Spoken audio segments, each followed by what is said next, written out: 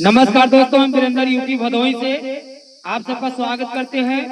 दोस्तों, आप सबके बीच में अपने टीम के साथ एक भोजपुरी चुटकुला गीत छोड़ रहे हैं और आप सबको अच्छा लगे तो आप लोग कमेंट करिए और हमारे चैनल को लाइक करिए और सब्सक्राइब करिए और ऐसे ही दुलार प्यार बनाए रखिए, क्योंकि आप लोग सपोर्ट करेंगे तभी हम लोग का मेहनत सफल होगा।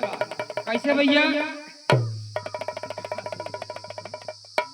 अरे दाल बनवली भात बनवली, अरे दाल बनवली भात बनवली, अरे कोहड़ा के तरकारी, अरे कोहड़ा के तरकारी हो, अरे चटनी है खातिर ना, ए हो चटनी है खातिर ना, राते बलमुआ दियल सगारी हो, चटनी है खातिर ना।